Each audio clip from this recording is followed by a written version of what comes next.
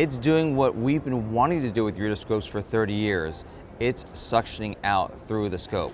It is currently and will revolutionize how we do surgery. I think it's really changed the standard of care. Well, it's great to see you, Dr. Roger Sur. Can you first start by explaining what is percutaneous nephrolithotomy? Percutaneous nephrolithotomy is one of the techniques to remove kidney stones. There are 3 methods to do it, primarily. One is using shockwave lithotripsy, which is acoustic energy. The second one is the use of a small scope that is introduced through the urethra, passed all the way up to the kidney, and using a laser you break up the stone.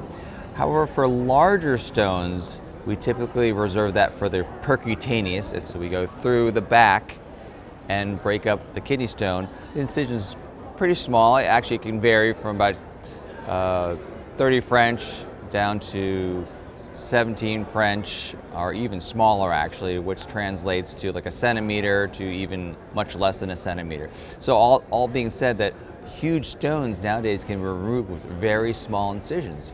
Is this a new approach, or are there other approaches other than this particular style or this particular procedure?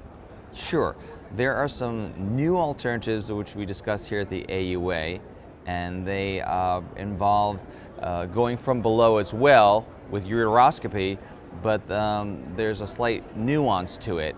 One of them is the flexible and navigational ureteral access sheath, otherwise known as FANS, F-A-N-S, and that uses an access sheath, but they added a suction port to it.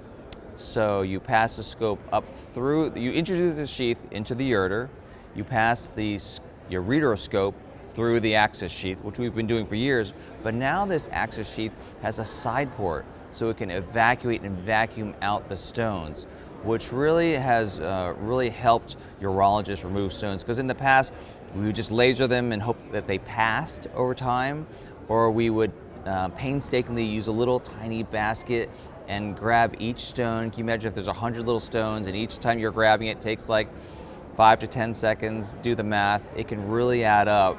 And so now, just kind of like your floor, if it's dirty, you just take a vacuum cleaner, just vacuum it all up. So that's what the FANS device is, and there are several devices out there on the market available for urologists.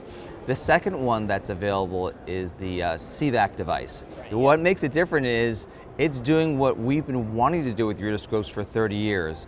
It's suctioning out through the scope. It is currently and will revolutionize how we do surgery. I think it's really changed the standard of care. Now, in terms of urologists, where could they go to get more information on the guidelines regarding all this technology? If a urologist was interested in using one of these devices, there are several companies out there. For the FANS device, one of the companies is Petra. They make an suction access sheath. It's not just an access sheath, it's a suction access sheath. And as well as Dornier, they have a device out there. As far as the CVAC device, only Calyxo makes that. That's proprietary to them. And so if a urologist wanted to use CVAC, that special ureteroscope, basically, they just need to contact a Calyxo rep, and they have this company has really grown, and they have a lot of reps throughout the United States. A lot of great information coming out on this subject, for sure. Well, yeah. Thank you so much, Dr. Roger Sur. Thanks for watching, but now an important disclaimer.